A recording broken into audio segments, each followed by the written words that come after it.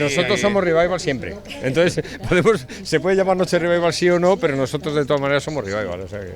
Muy encantados de estar aquí y esta noche vamos a armarla aquí en La Plata. Un placer. Y mira, lo que sí es que escuchar música de Brincos es, aunque no haya un tema nuevo, es como escuchar música de Beethoven o Vivaldi, que siempre son clásicos de moda.